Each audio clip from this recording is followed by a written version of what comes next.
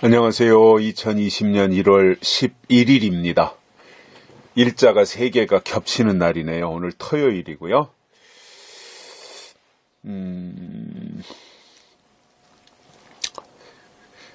요즘 한국에서 탄압받고 있는 사람이 하나 있습니다. 윤석열이라는 사람입니다. 누군지 아시죠? 윤석열. 과거에는 한 2년 전, 3년 전까지만 해도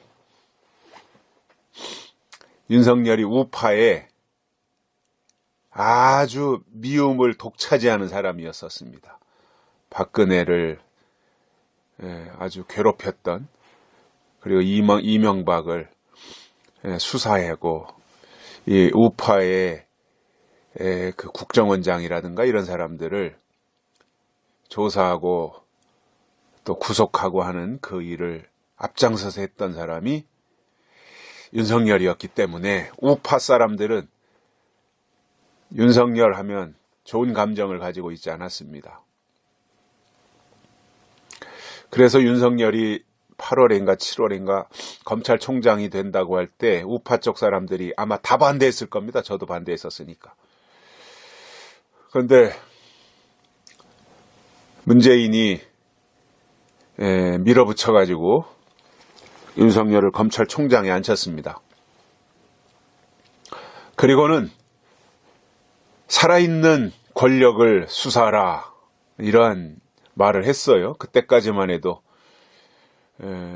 그냥 수사로 하는 말이었다고 생각합니다. 수식어로.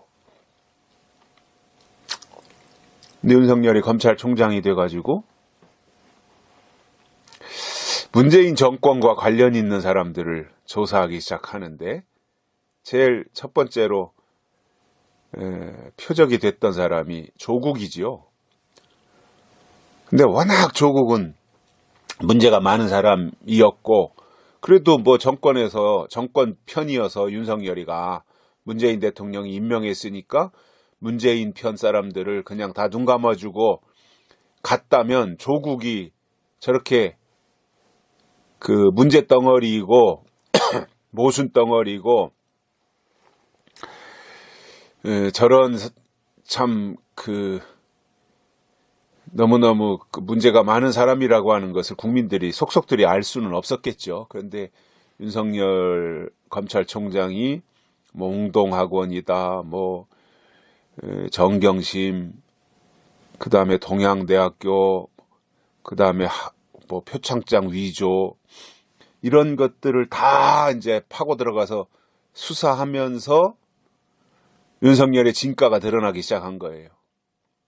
그러면서 이제 유재수 문제다, 또 울산 선거 개입한 거 수사하고, 최근 들어서는 문재인이 삼성으로부터 또 거액을 챙겼다고 하는 이야기가 거론되기 시작하면서 결국은 유재수 문제도 별거 아니고 울산 선거 개입한 것도 정권이 이렇게 나서서 윤석열을 수사 못하게 하려고 하는 그럴 정도까지 안 된 일인데도 조국 문제, 뭐 유재수 문제, 울산 선거 문제, 윤석열이 계속 수사하니까 문재인이가 그거를 방어하는 줄 알았는데 요즘 터져 나오는 이야기를 듣고 보니까 그거는 작은 것이고 삼성으로부터 거액을 챙겼다라는 이야기가 나오기 시작하면서, 그래서 문재인이가 저렇게 검찰을 해체시키려고 하고 공수처 만들고 한 이유가 그거였구나. 왜냐하면 박근혜를 삼성하고 엮어서 쫓아냈는데, 그래놓고는 문재인이가 또 삼성하고 엮여서 뭔가가 뒷거래가 있었다라고 한다면 이게 문재인이도 이거 큰일 아닙니까? 지가 생각할 때. 그래서 탄핵시켰는데 뭐 정유라 말이 어쩌고 뭐 이런 이유로. 그런데 그게 아마 사실로 드러나는 것 같아요. 그래서 추미애가 검사들 다 쫓아내면서 날치기로 거기에다가 삼성의 변호사로 있던 검사 출신 변호사를 다시 검찰국장으로 채용을 하려고 하다가 그 인사위원회에서 아마 부결이 된 모양이에요. 그러면서 이제 그 의혹이 다 사실로 드러난 거예요. 그래서 아마 이제 참 어떻게 갈까 궁금한데, 사실 정권과 맞서서 외로이 투쟁하고 있는 게 윤석열이죠. 윤석열. 법적으로 윤석열. 그리고 또 한 사람이 전광훈. 대단한 용기의 사람들이에요, 제가 보면. 야, 참 대단하다. 대단히 용감한 사람들이다. 이렇게 생각이 들 정도로 윤석열은 검찰권을 가지고 청와대를 수사하고, 어제도 청와대 압수수색했다 그러죠. 전광훈은 이제 역사적으로 신앙적으로 모아놓고 또 정권에 압박을 가하는 이 모습. 그래서 이 두 영웅이 지금 그나마 대한민국을 이렇게 해체 위기에서 지탱하고 있다. 이렇게 생각을 하면서 고마운 마음을 가집니다. 정상적인 대한민국의 국민이라면 이럴 때 윤석열과 전광훈에게 힘을 실어줘야 된다. 또 그분들을 또 이렇게 격려해야 된다. 또 나라를 위한 일이니까 그분들이 하는 일에 물질로 조금씩이라도 십시일반이라도 도움을 준다든가, 아니면 참석해서 머리수를 채워준다든가, 그래서 나라를 더 이상 무너지지 않도록, 해체되지 않도록 나라를 구하는 일에 우리가 나서야 되지 않겠는가, 그런 생각입니다. 그게 무슨 누구 개인을 위해서 하자는 게 아니에요. 윤석열을 위해서 하자는 것도 아니고 전광훈을 위해서 하자는 것도 아니고, 그들이 하는 일이 그래도 대한민국을 지키려고 하는 일이다 보니까 그들이 하는 일에 힘을 보태주는 것이 애국이고 국민의 한 사람으로서의 도리가 아니겠는가, 그런 차원이지, 신앙적으로 그들이 옳다든가, 모든 게 그분들 사람한테 빠져서 사람을 쫓아가자, 그런 얘기는 전혀 아닙니다.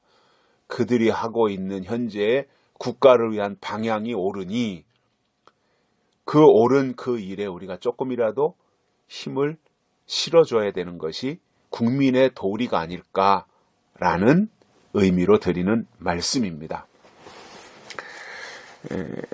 그래서 그런 각도에서, 그런 방향에서 생각을 해주시면 좋겠다라고 하는 말씀을 드리고요. 오늘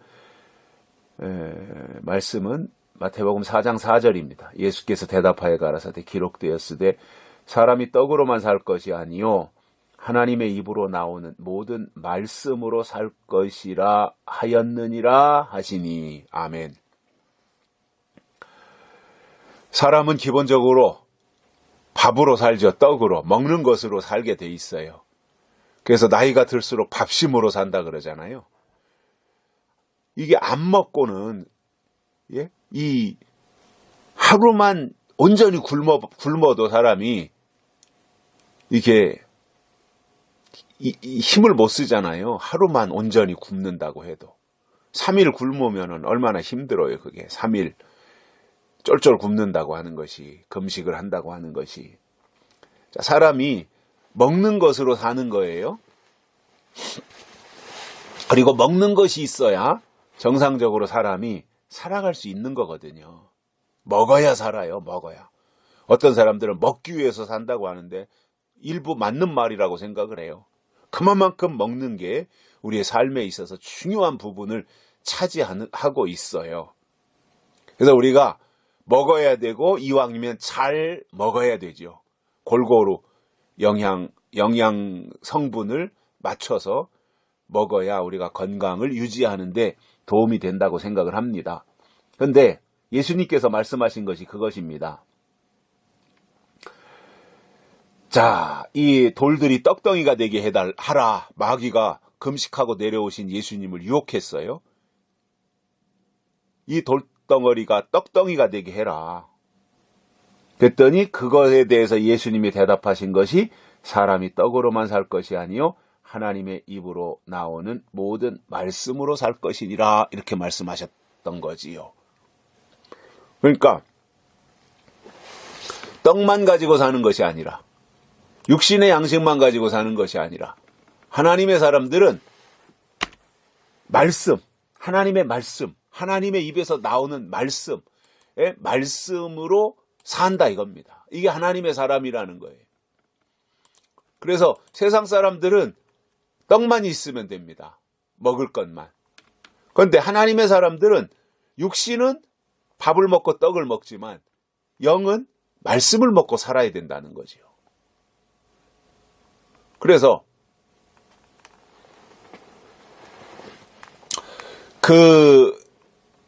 하나님의 사람들에게 필요한 것은 영의 양식, 하나님의 말씀이기 때문에 말씀을 들어야, 말씀을 먹어야 하나님의 사람일 수 있는 거예요. 그래서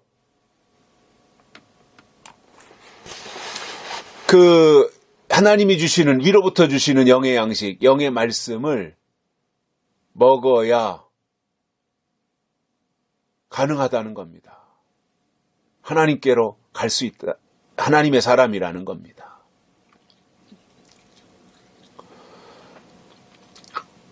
우리가 이 시대에 하나님의 사람이라는 증거가 뭐예요? 하나님의 말씀을 먹어야 하나님의 사람이에요. 그런데 하나님의 말씀에 대해서는 관심이 없고, 그러면서 하나님의 사람이라고 한다면 그것은 성립이 안 되는 말이잖아요. 특히 우리가 먹어야 될 말씀은 때를 따라 주시는 말씀을 먹어야 돼요. 마태복음에서 예수님께서 말씀하신 것도 때를 따라 양식을 나누어주는 종이 복이 있다라고 하셨거든요. 그러니까 때를 알아야 되고 양식을 알아야 되고 그 양식을 나눠줘야 된다는 거죠. 나눠준다는 것은 먹어야 될 자가 있다는 거잖아요. 그래서 오늘 이 시대에 우리가 하나님의 입으로 나오는 모든 말씀이 뭐냐면, 모든 말씀이라고 그랬으니까 창세기에서부터 요한계시록까지예요. 하나님의 입으로 나오는 모든 말씀이, 어떤 말씀이 아닙니다. 모든 말씀입니다. 그러니까 요한계시록까지 포함되어야 되는 거예요. 그런데 오늘 이 시대를 보면 정작 예수님이 다시 오실 때가 되어지고 생명의 양식을 먹어야 될 때가 되어졌는데, 구약은 많이 들었고 신약에 와서 사복음서도 많이 들었고 편지서도 많이 들었는데 요한계시록에 대해서는 외면하고 있어요. 안 들으려고 그래요. 물론 이유는 있겠죠. 여러 가지 상징으로 되어 있다 보니까 어려워서. 그런데 그것은 핑계이고, 어떤 수단과 방법을 동원해서라도 모든 말씀 속에 포함되어진 요한계시록을 들어야 모든이 완성이 되는 거잖아요. 요한계시록이 빠진다면 모든 말씀이 안 되는 거잖아요. 창세기부터 요한계시록까지 66권이 모든 말씀이에요. 하나님의 입으로 나오는. 그런데 계시록을 외면한다, 계시록을 배제한다, 그러면 하나님의 입으로 나오는 모든 말씀으로 살 것이라고 하는 이 말씀이 온전히 성립되지 않는 거잖아요. 그래서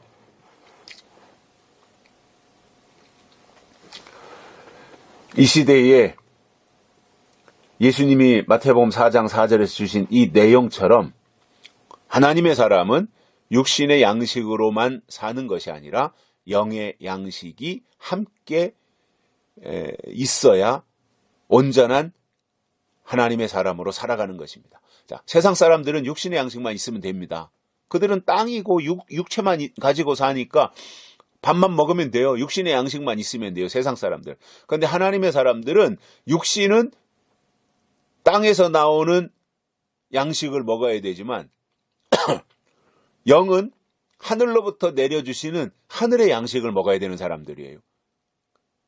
그 중에 가장 중요한 것이 저는 요한계시록이라고 말씀을 드리고 싶어요. 왜냐? 지금이 마지막 때니까요. 마지막 때는 마지막 때 주시는 양식을 먹어야 때를 따라 양식을 나눠주고 때를 따라 주시는 양식을 먹는 이 말씀이 완성이 되는 거잖아요. 그래서 육신의 건강과 육신의 체력을 유지하기 위해서 육신의 양식을 골고루 우리가 균형 잡힌 식단을 가지고 먹는 문제를 잘 해결해야 될 뿐만 아니라 거기서 한 걸음 더 나아가 하나님의 사람들은 하나님의 위로부터 주시는 영의 양식을 말씀을 통해서 공급받아야 되는데 하나님의 입에서 나오는 모든 말씀이라고 했기 때문에 창세기서부터 요한계시록까지를 다 우리가 먹어야 될 양식으로 삼아야 그가 모든 말씀을 먹은 하나님의 사람이 되고 그러한 사람들이어야 하나님의 일을 감당하게 된다는 겁니다. 오늘 이 시대의 문제가 뭐예요? 계시록을 외면한다는 거예요. 계시록을 배제한다는 거예요. 계시록을 왕따시킨다는 거예요. 그리고는 믿음을 말합니다. 여러분, 계시록은 약속이잖아요. 예언이고 약속이잖아요. 그런데 약속을 말하지 않고 어떻게 믿음을 말할 수 있습니까? 약속을 말해야 믿음을 말할 수 있는 거잖아요. 순서가. 약속이 있어야 믿음이 있는 거잖아요. 그런데 약속을 말하지 않고 계시록을 말하지 않고 어떻게 믿음을 말하냐는 거예요. 여러분, 계시록이 없으면 약속이 없는 것이고요. 약속이 없으면 믿음도 없는 겁니다. 뭘 믿어요? 약속을 믿는 건데 약속이 없는데 무슨 믿음이 있어요. 그렇게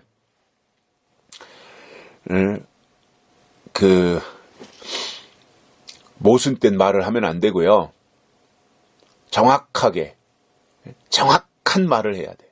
저는 두 사람을 좀 이렇게 비교해 봤어요. 한국당의 황교안 대표. 근데 그분은 말이 좀 부정확해요. 말이. 어떤 핵심을 찌르는 말을 해야 되잖아요. 야당 대표면. 추미애를 탄핵하자고 할 게 아니라 문재인을 탄핵하자고 해야 되는 게 맞잖아요. 야당 대표라면.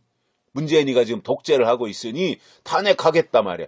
이렇게 해야 되잖아요. 검찰을 해체한다고 하니까 불법으로 공수처 만들고 헌법을 위반한 거 이런 거 다 조목조목해서 문재인을 탄핵하자고 해야지 그게 야당 대표로서 탄력을 받지. 아니 추미애는 그것은 무슨 그거 하나 탄핵시켜서 뭐 하겠다는 거예요 도대체가. 그러니까 저는 이렇게 보면은 황교안 씨는 뭔가 핵심을 찌르지 못한다. 핵심을. 그런데 반해서 전광훈 목사님은 그분은 목회자잖아요. 무슨 정치인도 아니고. 그런데 그분은 핵심을 찌르더라고. 핵심을. 나와서 무슨 광화문 광장에서 연설을 하거나 개회사를 하거나 그럴 때에도 그분은 진짜 정치를 했다면 상당한 정치력을 가질 분이에요. 설득력도 있고 용감하기도 하고 그 다음에 핵심을 찌를 줄 알고 공격 포인트를 알더라고요. 근데 황교안 씨는 공격 포인트를 몰라요. 그러니까 108명이나 되는 국회의원을 가진 야당 대표인데도 이게 영 미덥지가 않아요. 저도 보수를 지지하는 사람인데 미덥지가 않아요. 근데 그래서 차라리 그분은 정치 안 한다고 선언을 했으니까 뭐 이런 표현을 해도 상관은 없지만 차라리 전광훈 목사님이 한국당 대표가 됐으면 좋겠다. 그런 생각도 가져요. 그 자리 가면 또 어떻게 될지는 모르지만 현재로 봐서는 그 정도로 한국당에 투사가 없고 그래서 참 국민들이 답답한 거예요. 문재인을 향해서 막 공격하고 야당이 그런 거 아닙니까? 현 정권의 실정을 말이죠. 막 파헤치고 공격하고 탄핵한다 그러고 막 이게 비판도 하고 이래야 국민들이 야당을 지지하고 이거 참 야당 잘한다 이렇게 하는데 지금은 우리 한국당 야당은 말이죠. 무슨 독약을 먹었는지 무슨 수면제를 먹었는지 말도 제대로 못하고 108명이나 되는 국회의원들이 뭐 문재인을 향해서 공격도 할 줄 모르고 그냥 번번이 당하기만 하잖아요. 당하고 나서 뭐 국회의원 사퇴하니 어쩌냐는데 무슨 사퇴를 하긴 무슨 사퇴예요. 그 사람들이 용기도 없고요. 배짱도 없고 싸울 줄도 모르고 너무너무 무기력한 이 한국당 때문에 문재인이가 저렇게 예? 독선을 할 수 있지 않겠는가 이렇게 생각도 해요. 그 책임이 일부는 한국당에도 있다고 저는 생각을 합니다. 제가 하나님의 사람들에게 제가 이런 말씀을 드리면서 정말 그 입에서 나오는 모든 말씀을 듣고 읽고 깨닫고 지키면서 하나님의 사람으로 살아갈 수 있게 된다면 그것이 얼마나 큰 유익이겠는가 그렇게 생각을 하면서요. 우리가 나라가 있어야 교회도 있고 나라가 건강해야 국민이 건강하고 나라가 바르게 가야 이 우리의 신앙생활도 바르게 가는 것이고요. 나라가 무너지면 종교고 신앙이고 다 무너지는 거잖아요. 다 고생하는 거고. 나라 세우는 일에, 나라 바로 살리는 일에 국민의 한 사람으로 많은 분들이 좀 참석하고 응원하고 일단 나라를 바로 살려놓고 그 다음에 또 뭐 할 일은 해야 되는데 그러기 위해서 우리가 육적으로 해야 될 일은 육신으로 잘 하되 또 육적인 것만 가지고 우리가 사는 사람들이 아니니까 우리 영적인 존재들이니까 영적으로는 하나님의 일을 먼저 생각하고 또 하나님의 말씀 모든 말씀 그것을 들음으로 우리 자신이 또 하나님 앞에 바로 서서 주의 일에 쓰임받게 되시기를 바랍니다. 오늘 여기까지 합니다. 고맙습니다.